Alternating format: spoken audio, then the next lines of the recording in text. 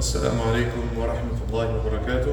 الحمد لله رب العالمين حمدا كثيرا طيبا مباركا فيه، والصلاة والسلام على نبينا محمد وعلى آله وصحبه وسلم تسليما كثيرا. أما بعد. Today we will proceed on where we left off in our series on Fiqh of the Tahara, of purification, and inshallah today we will be going over inshallah ta'ala the major or the greater purification, which is the Tahara al-Kubra. And this is referring to what? In other words, more commonly used words, al-ghusl, ghusl al-shari, the shari shower. So just to give an overview of what the components of the dars regarding al-ghusl will consist of. Ghusl consists of two types or two categories of parts.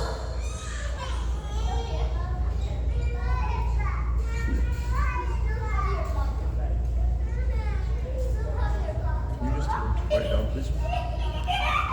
If I can just kindly ask the kids in the back to keep the noise level down and the parents to just monitor your children. Jazakumullahu khairan.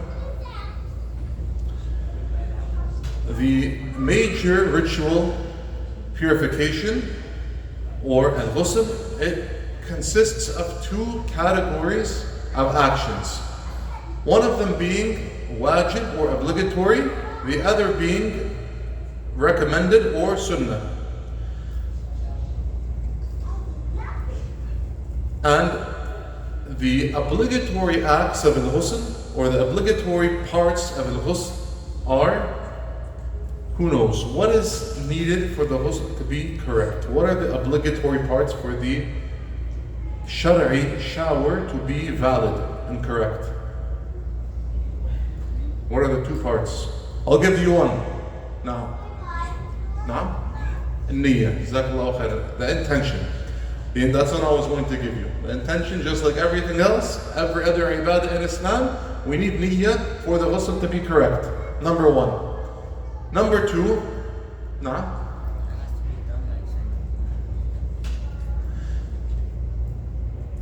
every ibadah, in order to be valid, has to be done in accordance with muwafiq al-sunnah, of course. But in al-ghusl, what I'm referring to now is there's some things that we're going to come to know this after. There's al-ghusl al-kamil, al-ghusl al-kamil, which is the most complete form of ghusl, and then there's al-ghusl al-mujzi', which is the sufficient form of ghusl. So, al-ghusl al-kamil in reality is what is in accordance step by step with the sunnah of Rasulullah sallallahu alaihi wasallam, what he used to do alayhi salatu wasalam. Al-mujzi' is also taken from, without a doubt, the sunnah of Rasulullah sallallahu alaihi wasallam in the book of Allah subhanahu wa ta'ala.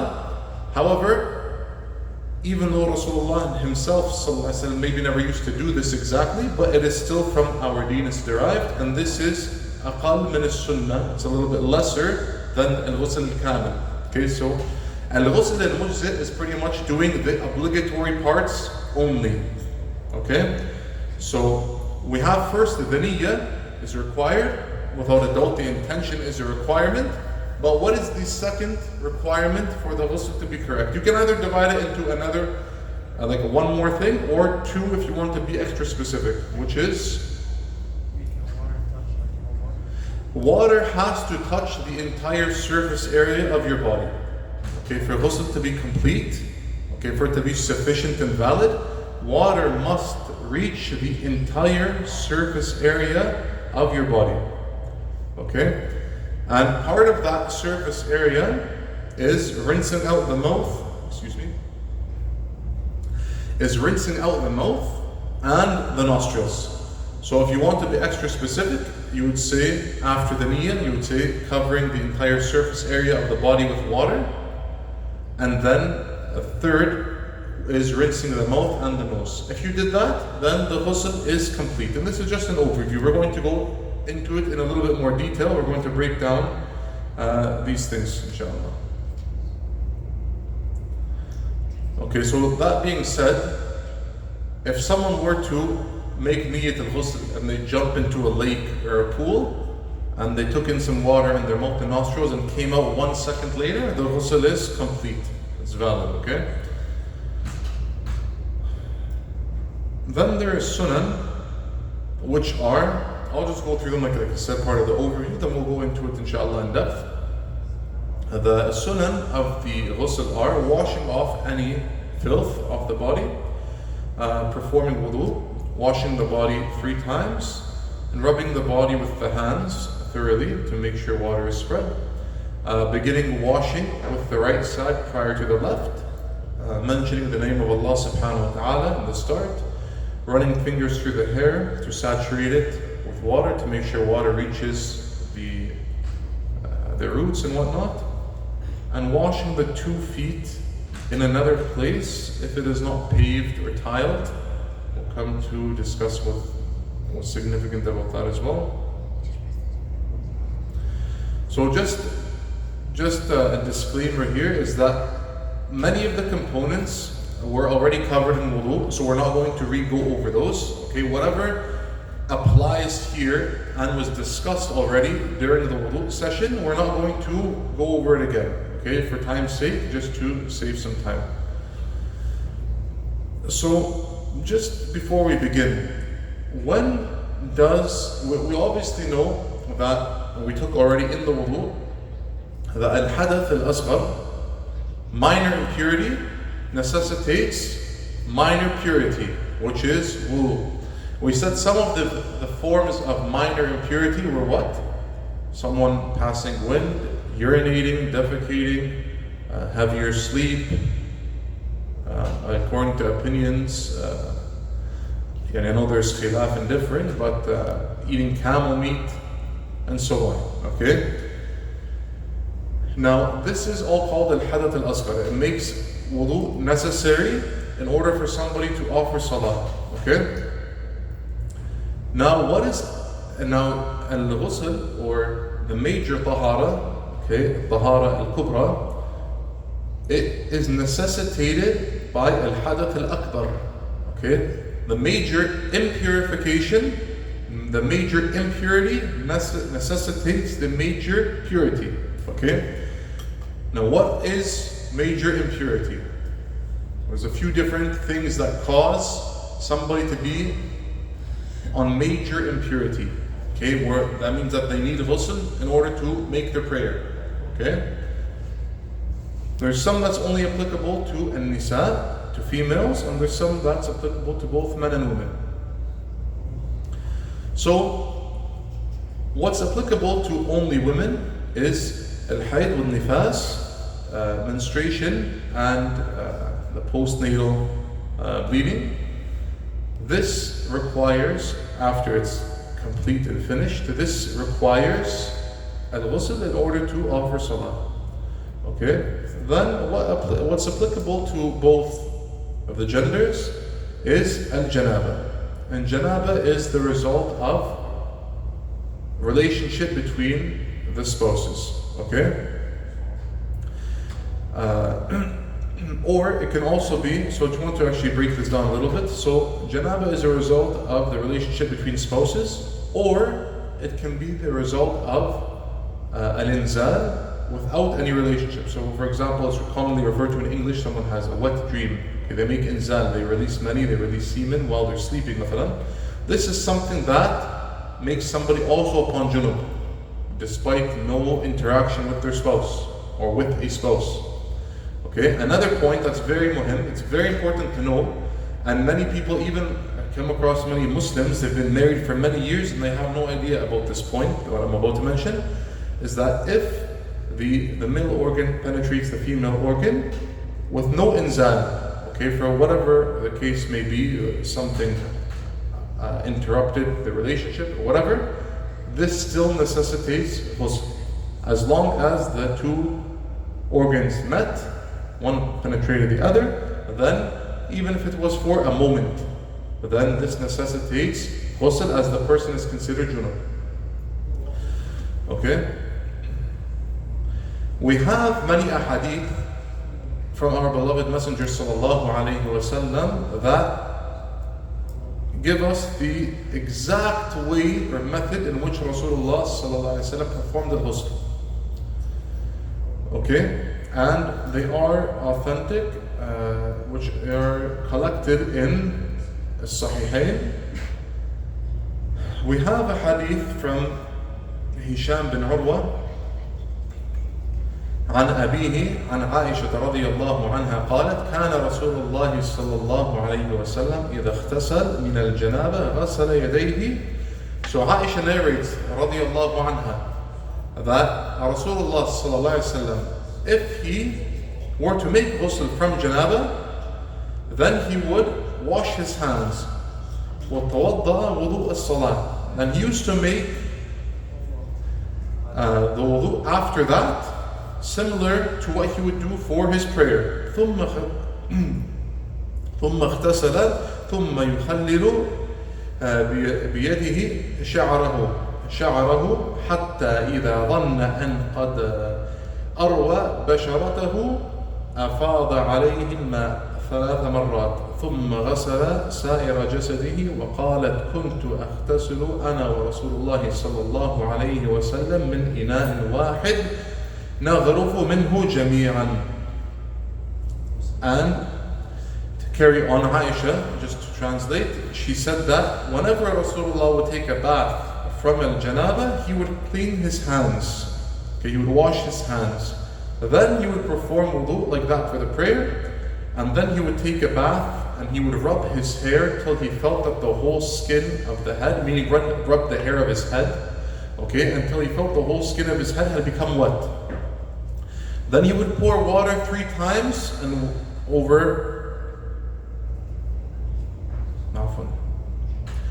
Then he would pour water 3 times. So the head would be washed 3 times. He would pour water over his head, sallallahu alaihi wasallam, and then after that he would wash the rest of his body, beginning with the right, then the left.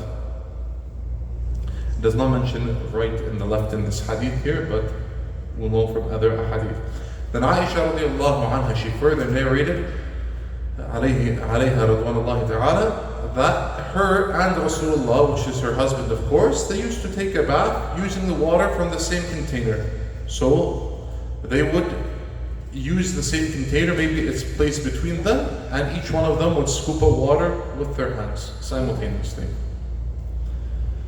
And then we have a hadith from Maymuna radiallahu anha, in which she says, قالت وضع رسول الله صلى الله عليه وسلم وضوءا لجنابه فأكفأ بيمينه على شماله مرتين أو 3 ثم غسل فرجه ثم ضرب يده بالأرض أو الحائط مرتين أو 3 ثم مضمض واستنشق وغسل وجهه وذراعيه ثم أفاض على رأسه الماء ثم غسل جسده ثم تنحى فغسل رجليه. قالت فأتيته بخرقة فلم يردها فجعل ينفض بيده. So Maymuna, she narrates that Rasulullah sallallahu alaihi wasallam had water prepared for him for wudu, and then water prepared for him for wudu after janaba. Okay, so pretty much the water is being brought to him so he can make ghusl alayhi salatu wasalam. He poured water with his right hand over his left 2 or 3 times, then washed his private parts and rubbed his hand on the earth or the wall 2 or 3 times. Just going to stop here for a minute. What's the significance of Rasulullah sallallahu alaihi wasallam wiping or striking the floor or the wall 2 or 3 times? Or afwan. Now, sorry.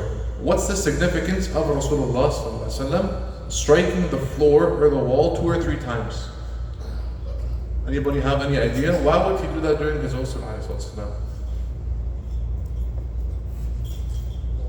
Isn't it differentiate from something, or To differentiate from something? from thought or masala? Is it the practice they had that was similar? No. as far as what we know, no, because that would have been indicated to us, as is other things. We have just a side note here. The brothers said to differentiate from kuffar, maybe in their practice of ghusl it was different. And Allahu A'lam, we do not know that's indicated from this action of his, alayhi salatu wasalam. Even though we do have over 40 narrations which are authentic in which Rasulullah sallallahu alayhi wasallam would do certain things to differ from al-kuffar. Okay, some people they ask, unfortunately it's very sad and stressful to see in this day and age. Some people, I was reading the other day, one of the brothers, Zallahu Khairam, was encouraging people to make a fasting of Yawm Ashura. Then he said also, if you can fast on the 9th day as well, as Rasulullah wanted to do so to differentiate from al-Yahud. Then a Muslim said, brother, what's wrong with the Yahud? Why do we have to differ from them? Aren't we all following Sayyidina Ibrahim? Wallahu musta'an. Okay, this is obviously has many errors in it, but the point I'm trying to make here is that Rasulullah did many things. We have over 40 narrations that are authentic in which Rasulullah sallallahu alayhi wasallam did things to differ from al-kuffar, because al-Muslim has a very unique identity. Okay, al-Islam is deen al-haq, and we have a unique identity. Therefore, he would differentiate himself from al-kuffar. Just to see if some brothers have this on their mind.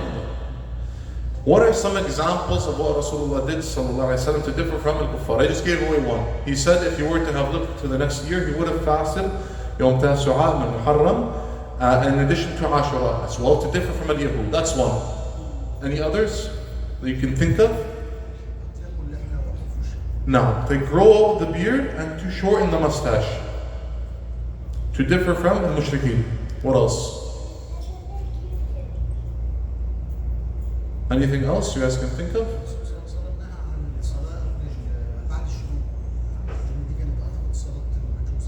ممتاز, Jazakallah khair. Rasulullah sallallahu alaihi wasallam, we know that there's 3 awqat during the day where it's forbidden to pray, which is after Fajr until the sun rises above the horizon, miqdar al-rumh, or the spear length, or Zawal, and waqt al-Zawal, which is when the sun is at the top of the sky, or after Salat al-Asr until Ghurub al-Shams. And the reason for that is because that is the time when Ubbad al-Shams used to worship the sun. When the worshippers of the sun used to dedicate their shirk towards the sun. What else? They make their maqam a place of worship. Jazakallahu khairan. That Rasulullah naha an as-salah or having a grave, making salah at the graves, because this is from the practice of the mushrikeen as well. Namely the pious people or their anbiya. Jazakallahu khairan. Very good. What else? I think at one time the Sahaba also asked if they could have an idol or something. And then Rasulullah said that's what the Yahud asked About that and what? That's a little bit slightly different. It was just a misconception the Sahaba had radiyallahu anhum. Another one is Rasulullah sallallahu alayhi wasallam, he commanded or encouraged the Muslim to pray with his shoes on, because of Yahud don't pray with their shoes on. Some people, they have some jahl, they think this is disrespect if somebody prays wearing shoes. Okay, no, that's actually from the Sunnah. And so on. I don't want to go on a tangent for too long, but you guys get the drift here, okay? Many things that Rasulullah did to differ from the mushrikeen. However, striking his hands on the wall or the floor during the ghusl is not one of them, according to what we know. But what is the significance for that? Who can think of it? Be a little bit practical or logical. I'll give you guys a hint. What was at the time of Rasulullah sallallahu alaihi wasallam? What were the walls made of a house? Mud or clay. And what was the floor? Dirt. So after washing his private area, after being upon janaba, tamam, making izala of, or getting rid of any filth or whatnot, the dirt or whatnot serves somewhat, it's maybe we can make a comparison or analogy between the dirt and soap. Okay?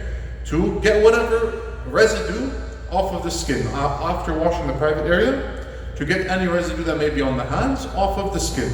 Okay, similarly to what we will use soap for. Then he, sallallahu alayhi wasallam, rinsed his mouth and washed his nose by putting water in it and blowing it out, and washed his face and his forearms, then poured water over his head, and then washed his body. Then he shifted from that place and washed his feet.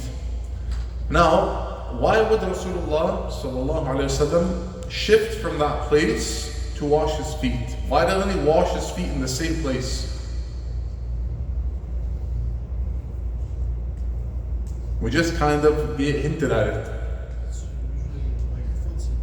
Because on the floor, if the floor is dirt, okay, then after pouring water, making wudu and pouring water on your private area, washing your face, your body, everything, what's going to happen to the dirt underneath your feet? It's going to be like mud. So, if you're going to try to wash your feet while you're standing in mud, is that going to be a successful thing? Are you going to be able to wash it properly? No. So what he would do, sallallahu alayhi wasallam, he would move to a different spot where he's not standing over mud, and then he would wash his feet, sallallahu alayhi wasallam. Okay?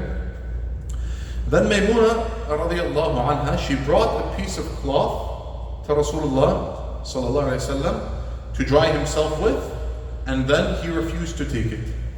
And then he would remove the traces of water or the moisture on his body by wringing it out with his hand, pretty much just wiping the water off his skin. Alayhi salatu wasalam. And both of these hadith are in Bukhari. So we're going to move on to several ahkam that are related to al-ghusl. I don't think we're going to cover everything today because I don't want to go super fast and rush through everything, and it's a little bit too much to cover in one sitting, but we'll take some inshallah. If somebody has earrings, okay, we're referring to females, of course, we hope that none of the brothers have earrings. Okay, if they have earrings on, do they have to remove them for ghusl?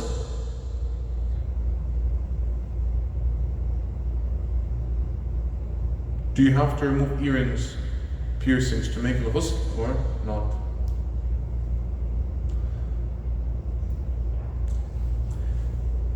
If water is going to be prevented from reaching, the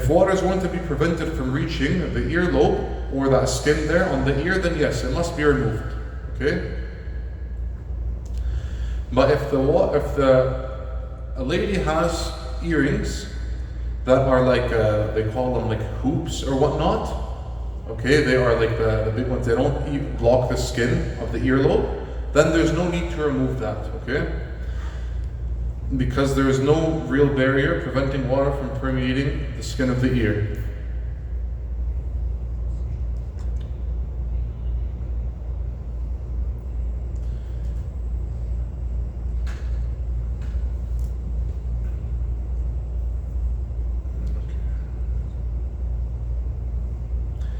Now, if there is a piercing, does water need to reach the inside of the piercing, meaning like the piercing hole itself? I know this is a very, very specific masail, but they are good to know, they come in handy. Do you need to get water into that little tiny piercing hole? Maybe it's like 1 millimeter wide. There's two opinions on the matter. The first is that it must be washed. It's held by some ulama. They say that the surface area of the body also includes that skin that's in the hole there. So if water can easily flow inside of that, then it must be washed. But if water cannot easily flow in, then it's not required. Okay? They say it's not required to wash the interior of the limbs, but if some of the limb there is a break or a piercing, it must be washed. Okay, that being said, if the hole is big enough, it takes the same problem as the exterior or the rest of the surface area of the body, okay? The second opinion is that it is not required to be washed, And the piercing, like the inner hole itself, is considered part of the interior of the limb. And we're not commanded to watch the inside of our limbs, even if someone is able to do so. Okay? However, I don't think many Muslims, inshallah, I hope not many Muslims have this, but some people, they have a very weird looking piercing where the earlobe is extremely stretched. Maybe we see some people, they have that, and the earlobe is very, very, it's like an inch, the hole's like an inch big. Okay, it's popular amongst many kuffar, this practice. If it was that big of a hole, then you would wash the inside of that, because it's now like the hole is very considerable. But if it's just a standard piercing, then you do not have to go to those measures and wash the inside of the piercing hole. Okay? The next segment, which is washing the body. Okay, so allowing water to flow over the whole body, the entire surface area of the body, this is something that has an ijma' on amongst the scholars, okay? There's a consensus that this is required for the bath of al-ghusl. So, a quick question.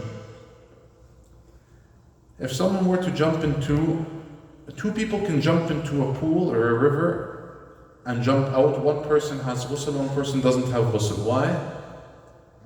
Simply because of the niyyah, okay? Just want to recap that niyyah is important for every ibadah. Niyyah is what turns a normal thing in your life to a ibadah, okay?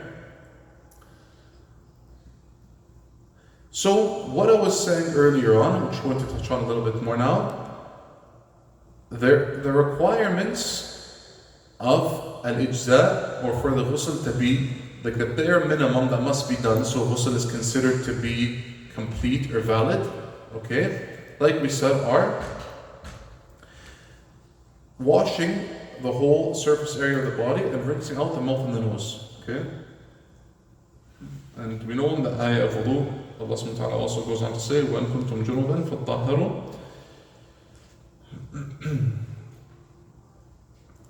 So if somebody were to wash the body in any order, in any way, okay, water reaches the entire surface of the body, in any order that it may be, and water rinses out the mouth and the nose, then they are tahir min al-janaba or min al-hayd or min al-nifas, okay? However, if somebody wants to perform the ghusl and take the maximum reward and do it following the footsteps of our beloved sallallahu alaihi wasallam, then they must follow certain steps as was mentioned in the hadith, okay?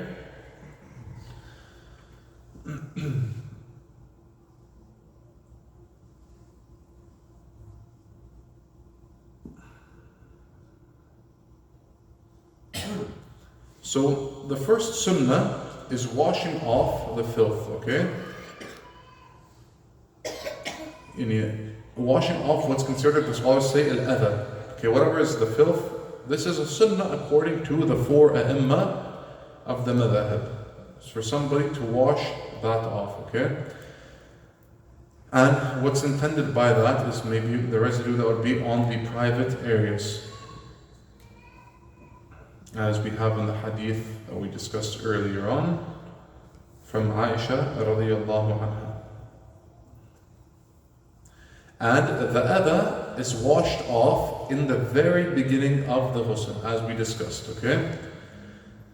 And if the adha, if there's some filth, whatever it may be, some filth on the body, and it's preventing water from reaching the surface of the skin, then it goes from being a sunnah to what? To a wajib. Because if there's some adha on your skin, for example, you have some paint, some thick paint, oil-based paint, okay, water cannot penetrate it, and it's on your arm, okay, it's not just sunnah to wash it off, now it becomes wajib. Why? Because if you do not wash it off, then that part of your arm won't be reached by the water, okay, which will then invalidate your ghusl, alright? The next sunnah of the ghusl is to make wudu, and this is a sunnah according to ijma' as well. Ijma' has been narrated by Ibn Abd al-Barr, Imam Ibn Hajar, Nawawi, and others. And that's also taken directly from the two ahadith we just discussed from Maymuna and Aisha radiallahu anhuma.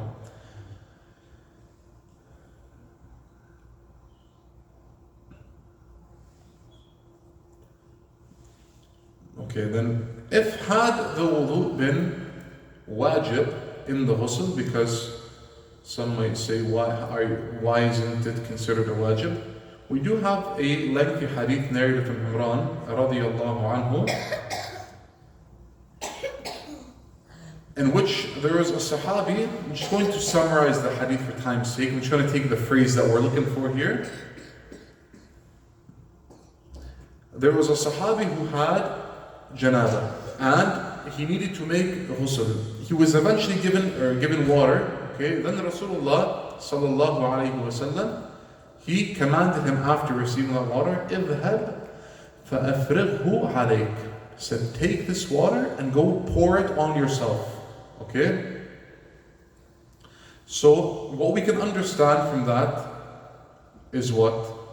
Simply pouring water over oneself, over their entire body, is sufficient for the ghusl to be valid. Okay? Had wudu been a wajib, then Rasulullah sallallahu alayhi wasallam would have instructed him to make wudu. No, but he simply said, pour it over yourself. Okay?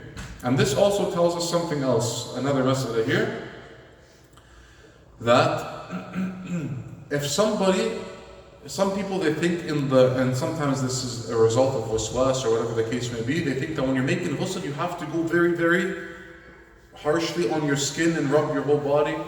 Okay, it's called dalk in Arabic. Okay, rubbing vigorously on the skin.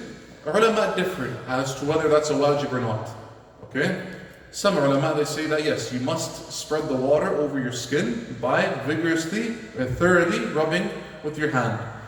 However, likewise from this hadith, from this statement of Rasulullah sallallahu alaihi wasallam, أفرغه عليك, or pour the water over yourself, then we understand that al-dalk is also just a sunnah, and it is not necessary for the ghusl to be correct. Because had it been necessary, then saying أفرغه عليك, or pour it over yourself, that wouldn't have been complete conveying of the command. وحاشاه, that he would not convey the command sallallahu alaihi wasallam.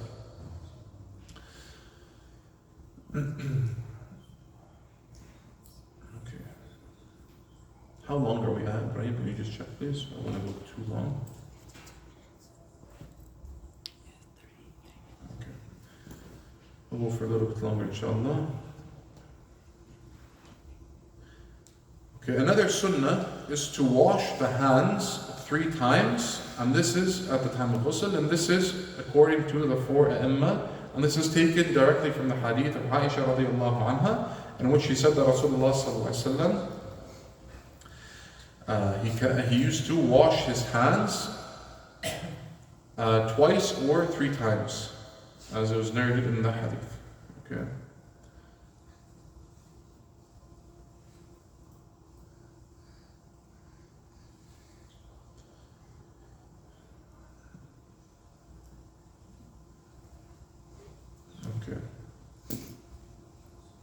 Then the next mas'ala here is, what's the ruling on washing the body, or the number of washings that must be done for the body? For example, washing the body once, twice, or 3 times.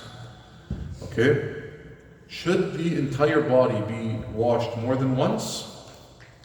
The first opinion is that it's mustahab to do so. Okay? To wash, to repeat the ghusl.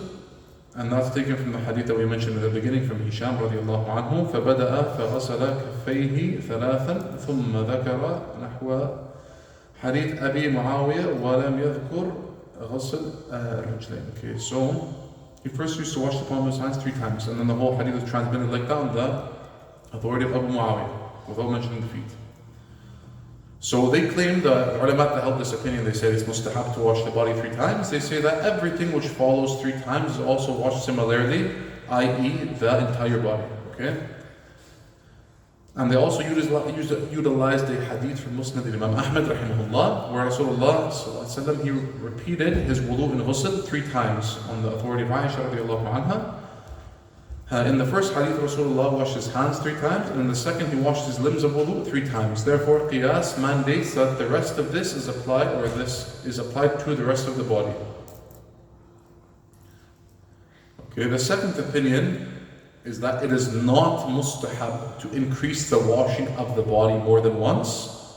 This is held by Al-Malikiyya, the Hanabila, Imam al-Bukhari, and Shaykh al-Islam ibn Taymiyyah, who is also amongst the Hanabila. Some people, they, subhanAllah, from the makan of Shaykh al-Islam ibn Taymiyyah, rahimahullah, many times has mentioned his opinion separately, in addition to the narration of the opinion of in the Hanbali madhab, due to his makan, alayhi rahmatullah.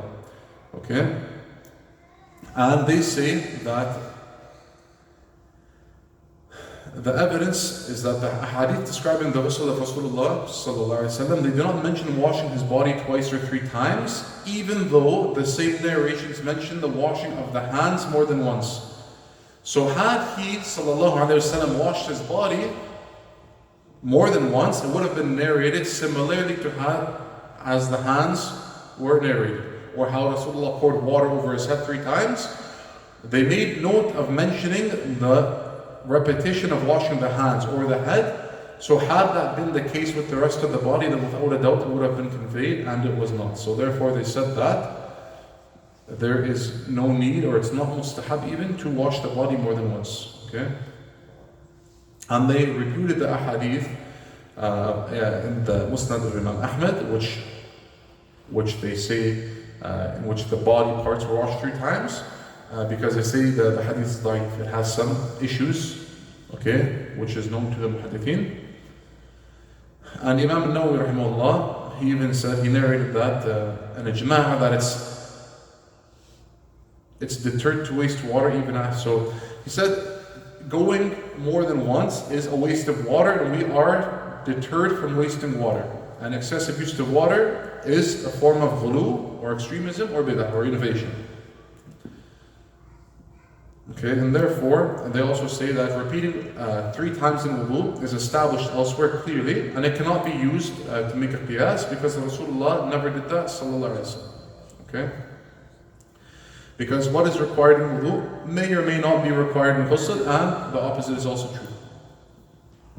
Okay, an example of something who can think of something that's an example of what's required in wudu, and your wudu is batil without it, but in ghusl it's not required? There's 2 main things.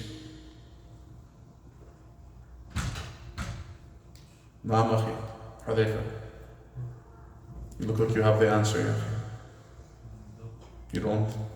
Washing of the feet?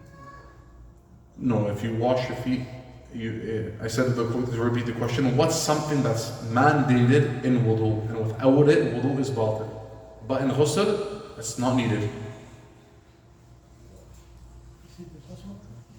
The basmala? No, because the wudu, even if you don't say the basmala as we took in the wudu before, the more correct opinion aslan is that the basmala is, Rasulullah, we don't have a clear authentic hadith to say Rasulullah made the basmala before wudu. No clear authentic hadith. But we have, there's 2 things. Can anybody think of them? Naam ya akhi. Huh? No, you need the niyyah. You need the niyyah. Is it the order? The order, jazakallahu khair, tartib. Okay? Even if you're making the bare minimum wudu, we have to do it as in the order of the ayah. Allah subhanahu wa ta'ala says, يا أيها الذين آمنوا إذا قمتم إلى الصلاة فاغسلوا وجوهكم وأيديكم إلى المرافق وامسحوا برؤوسكم وأرجلكم إلى الكعبين. So you have to go in that order, okay? وإن كنتم جنبا فطهروا. So you have to go in that order for wudu, even if you're doing the bare minimum. Okay? However, in ghusl, if you're doing the bare minimum, al-ijza, okay, and ghusl al-mujzid, just what's sufficient for it to be valid, you do not have to do it in the order. Like we said, if you jump in a pool and you come out, your ghusl is sahih. And there's also one more as well. Who can think of what's mandatory in wudu and it's not in ghusl?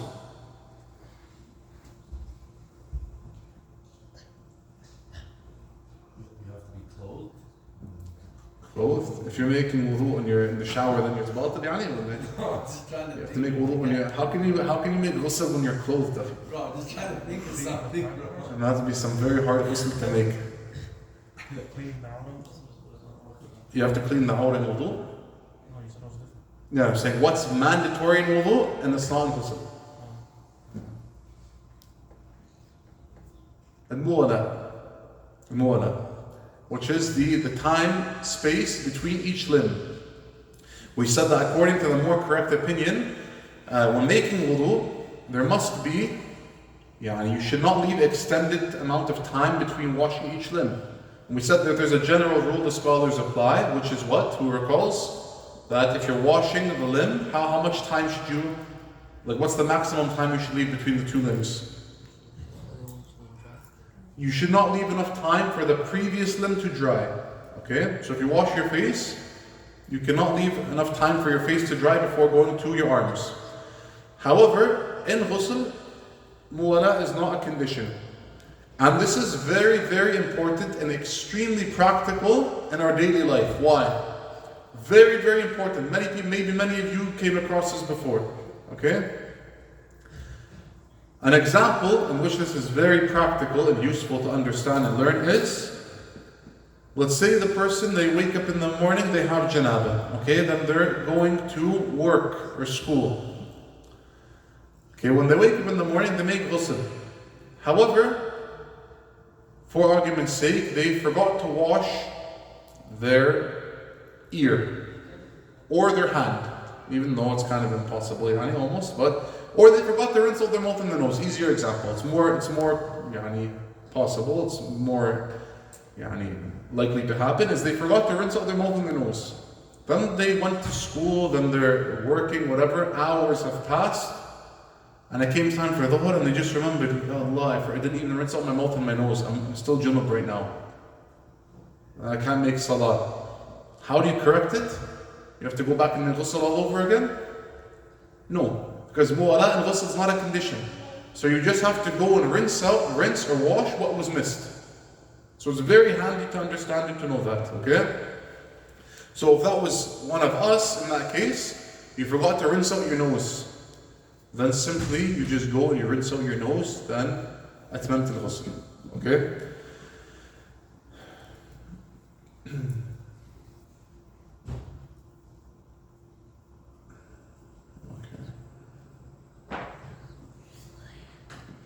What else is here?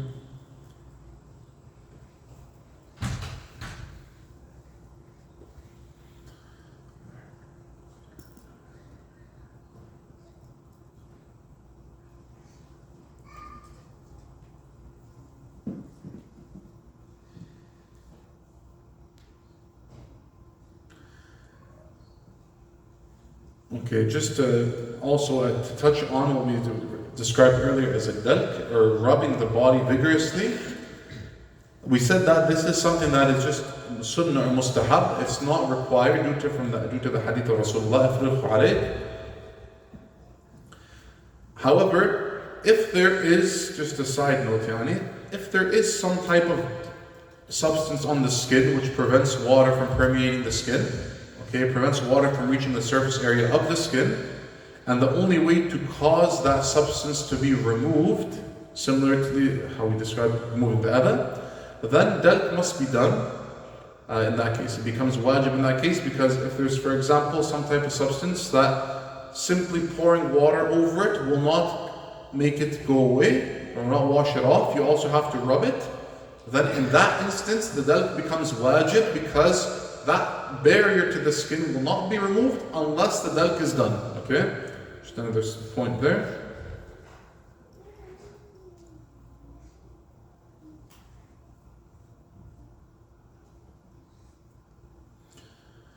All right, let's see.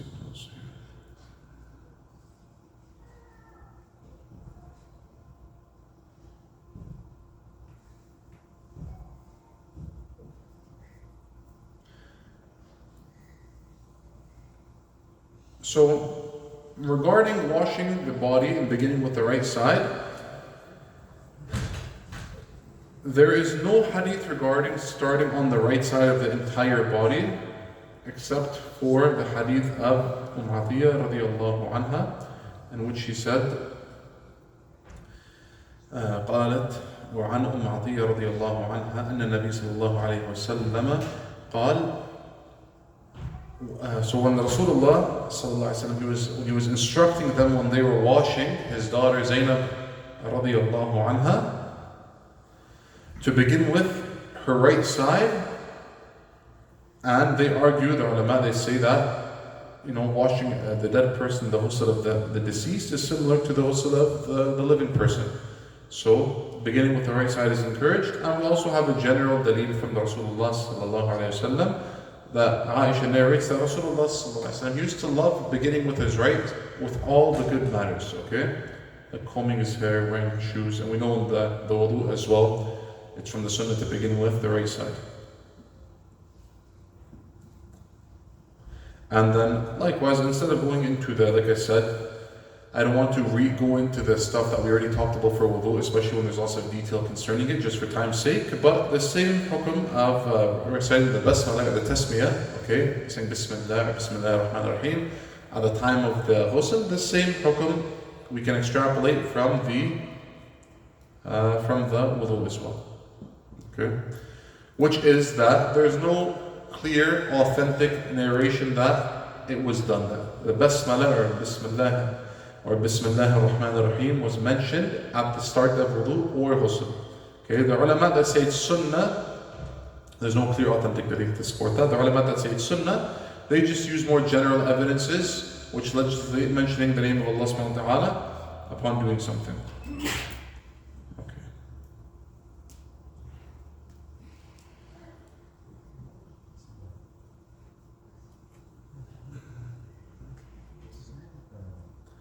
Another sunnah that we have in the ghusl is takhril al-sha'r, as Rasulullah said in the hadith of Aisha radiallahu anha, ثم يخلل بيده شعره alayhi salatu wasalam. Then he would run his fingers through his hair. So he would make sure that water, and this was talking about when he's washing his head, sallallahu alayhi wasallam, he would make sure that water reaches the roots of his hairs by running fingers through his hair, alayhi salatu wasalam. Okay, that's also a sunnah as well.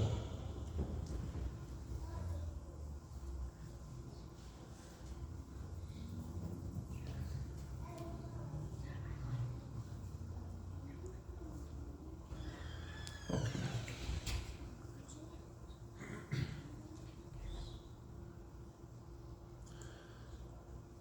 And this sunnah, by the way, of making takhleel of the hair, due to a hadith from Aisha radiallahu anha, we see that this is additionally or specifically stressed in the case of the woman making ghusl after al-hayd, after menstruation. Okay? In the narration, it's mentioned then, she should take water, like Rasulullah said, sallallahu alayhi wa sallam, what the translated meaning could be, that she should take water and pour it on her head and rub it until it reaches the roots of the hair. Excuse me. And I think with this, inshallah, we will conclude today's lesson. Next week, inshallah ta'ala, we'll continue on finishing up the ghusl, and then after that we will get to the nawaqid of Tahara. If anybody has a question, you can feel free to ask after, inshallah. Jazakumullahu khairan. وصلى الله وسلم وبارك على نبينا محمد والحمد لله رب العالمين.